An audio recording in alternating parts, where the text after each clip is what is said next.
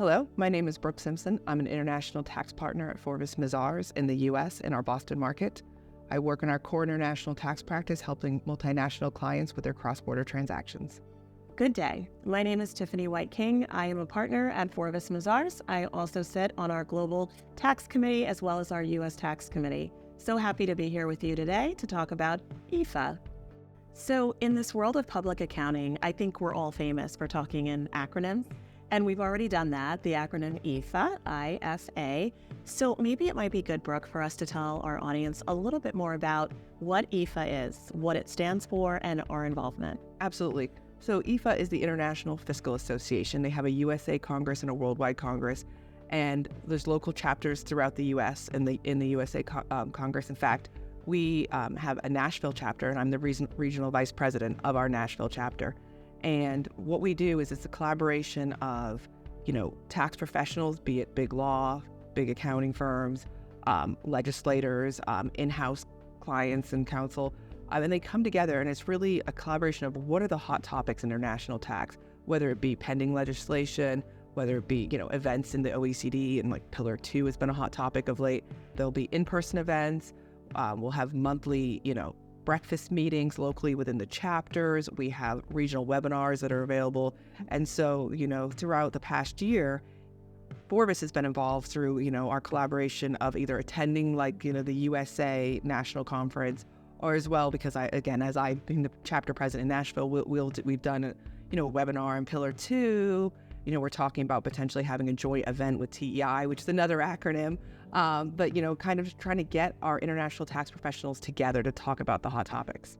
Awesome. And Brooke, I think you really captured it perfectly for our audience, because for me, IFA is the preeminent platform for all things global tax, all things international tax, and that means the big players are there. Absolutely. So we're really happy to be there, right? No, it is. Sometimes you've had the folks that have helped draft this legislation that'll join the call. Yes. Sometimes it's really we're interpreting the law. So we'll have, a few law firms or accounting firms kind of really debating how do we interpret it and what do we think the intention behind, whether this particular verbiage is, or, where do we think a lot of conversations are going on around Pillar 2 and how are we truly going to implement that on a global landscape and make it effective. And timing's often when these new rules come out or changes are coming. How is that going to impact us, and what do we see the changes coming? And so and sometimes I think it's helpful for everyone. It's helpful for the tax professionals, it's helpful for the in-house folks that join these events,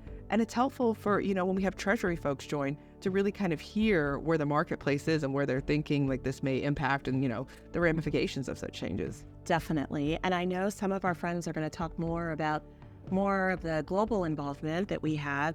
But I want to go back to the local, because you said something that really struck me, Brooke, and that is your role with a local branch for IFA. And I know you've done more than just serve a role on that local branch, but you actually started the branch. So could you talk a little bit more about the Forvis Mazars impact to really build up and create this branch in, I believe it's Nashville, yeah? Yeah, absolutely. So I had been involved in IFA throughout my career growing up, working in the international tax field. And I just found the discussions and the meetings invaluable. So when I relocated to Nashville, I was trying to really find a way to get our international tax folks together and build that community. Because again, just that network and the referrals and all of the good things that came from IFA that were really helpful to me early in my career. And so I've kind of reached out to a few folks in the community about would this be of interest, and they said it would be. And so I reached out to IFA and to the overall IFA USA Congress and said the closest chapter is actually in Charlotte, and our folks in Nashville aren't going to travel to Charlotte to have in-person meetings. And there's just something that's still invaluable about in-person meetings. Virtual's great, hybrid's great, but sometimes it's just nice to build those personal relationships. And so after quite a few discussions and saying if we could get enough team members, we actually back in 2024 established the Nashville chapter. So I'm the regional vice president of the Nashville chapter, and again, we had an in-person event last year. We're going to have some more this year, and it really is about bringing those local professionals together and collaborating on these topics. Definitely. And I think as Forvis Mazars, we want to continue to work on those grassroots efforts, especially locally in our communities, and the enhanced footprint that you'll see us here across the United States. and also, again, internationally and globally as well.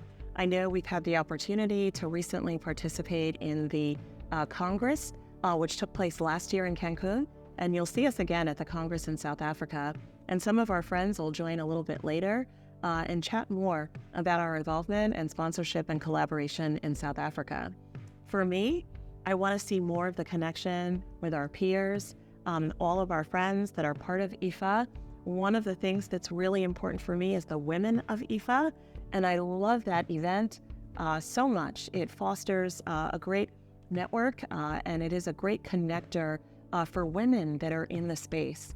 And oftentimes, we don't see enough of us within the tax world, right? Absolutely. And so it's important to see us at all levels. How do you feel about that, and what are some of your expectations for the future, Brooke? Again, both the USA Congress and the Global Conference have this Women in IFA network, which is really phenomenal. And I know during each in-person event, they generally have some kind of networking session, whether it be a breakfast or a cocktail hour. And I think it's just really important. It's time to talk to folks. And, right now, I think you and I are some international travel, and it's balancing, how do you balance all the responsibilities? Sometimes it's just natural during those networking opportunities to have those conversations, right?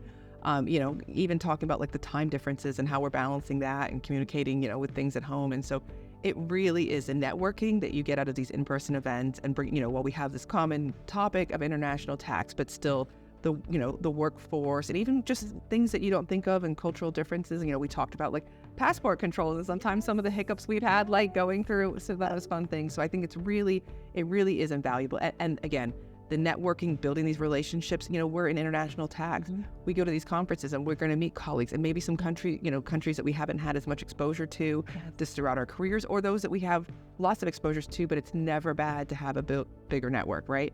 And you can talk about different topics that come up, throughout that. Agreed. So much fun ahead. And it was a pleasure to be with you this afternoon. Thank you so much.